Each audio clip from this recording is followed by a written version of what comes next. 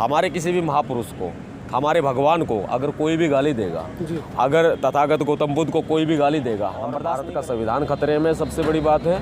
तो ऐसी कंडीशन के अंदर आप बिल्कुल अंदाज़ा लगा सकते हैं कि देश में SC, ST, OBC और माइनॉरिटी इनका कोई भविष्य नहीं है, इनको गुलाम बना दिया जाएगा।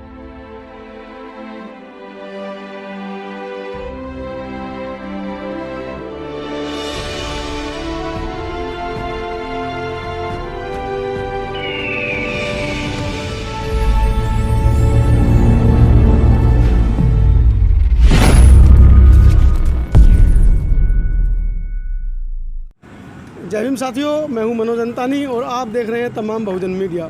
मेरे साथ आज हमारे बड़े ही खास मित्र और सामाजिक कार्यकर्ता नवाब सतपाल तंवर हैं।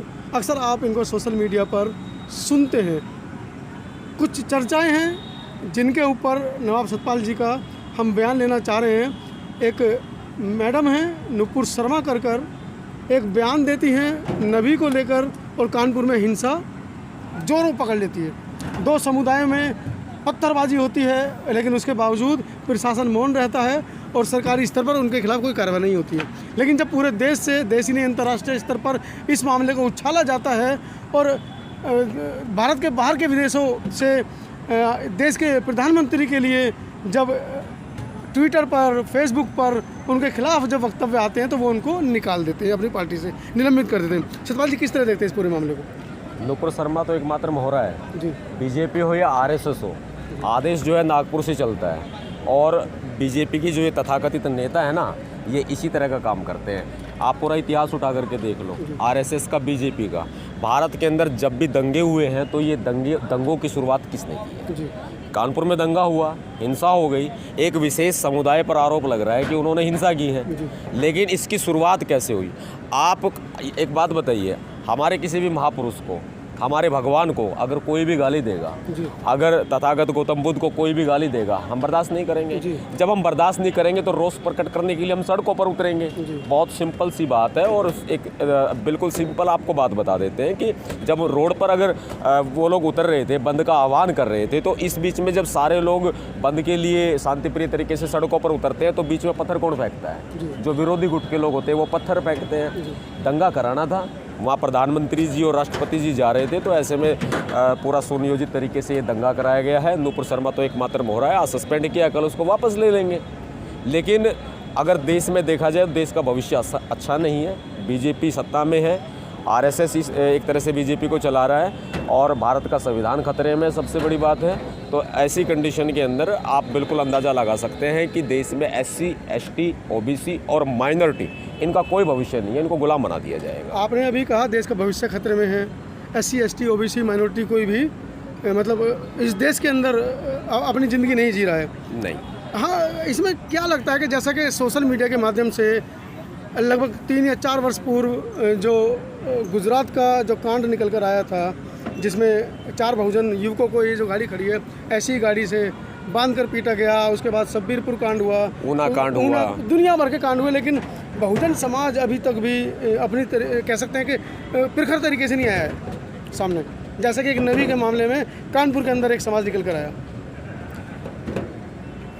कानपुर में जब आप बात कर रहे हैं कि धर्म विशेष के लोग जो है विरोध करने के लिए आए, लेकिन अगर कहीं भी कोई भी, जैसे ऊना कांड हुआ, ऊना में सड़कों पर लोग उतरे थे, या कोई भी हत्याकांड होता है या कोई भी ऐसे दंगे वगैरह होते हैं जो बहुजन समाज के खिलाफ कोई भी काम होता है, तो ऐसे में लोग सड़कों पर उतरते हैं। लेकिन जब सड़कों पर लोग उतरते हैं तो हमारे लोगों को टारगेट बना देती है सरकार। और वास्तविकता में आप नुपुर शर्मा फॉर एग्जाम्पल है, आप इसको देख लीजिए, कहीं भी FIR इसके खिलाफ कोई दर्ज नहीं हुई। लोगों ने शिकायतें की है, सरकार ने FIR इसके खिलाफ दर्ज नहीं की है। सिर्फ सस्पेंड करना ही काफ़ी थोड़ी ना होता है। आप FIR दर्ज करें, नियमों के तहत, कानूनों के तहत, उसको गिरफ्तार करके उसको जेल भेजें। अगर चैनल पे बहुजन मीडिया तमाम आप बता रहे हैं और साथ ही देख भी रहे हैं बहुजन समाज के लोग, और आप एक बात इन चैनलों पर सबसे बड़ी बात हम आपको कह देते हैं, अगर नुपुर शर्मा को सज़ा देना या उसके खिलाफ केस दर्ज करना, FIR दर्ज करना अगर सरकार के बस की बात नहीं तो सरकार बिल्कुल बता दें। अगर कहीं भी सरकार की मंशा गलत है, उसकी अगर खोट है सरकार की माइंड के अंदर, तो वो बिल्कुल क्लियर बता दे कि कानूनों का दुरुपयोग किया जा रहा है। लाखों फॉलोअर्स हैं आपके लाखों लोग आपको सुनते हैं, आप आह्वान करते हैं। मैं यूपी में जा रहा हूँ तो हज़ारों युवा सड़कों पर मिलते हैं। आप राजस्थान का आह्वान करते हैं, लाखों युवा आपको राजस्थान की सड़कों पर मिलते हैं। आप हरियाणा में जब कभी किसी आंदोलन को दूरी बनाते हैं तब वहाँ हज़ारों युवा इकट्ठा होते हैं। जब युवा आपकी इतनी मानते हैं तो ऐसे में अब आपका खास दायित्व बन जाता है कि इन युवाओं को एक सही रास्ता दिखाना। तो क्या कहना चाहेंगे इन युवाओं? देखिए, हम सही रास्ता सबको दिखाते हैं। जिम्मेदारी जैसे हमारी है ऐसे आपकी भी और सबकी भी है।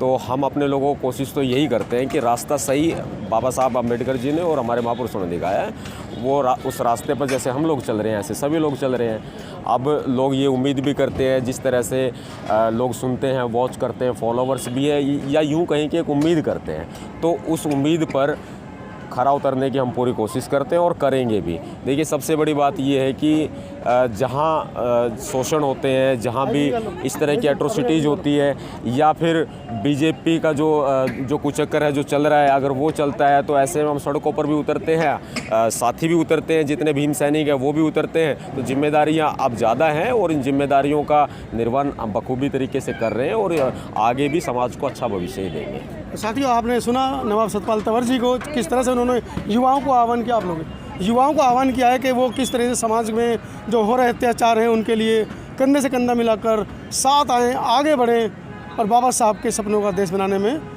अपनी सहभागिता दर्ज कराएं।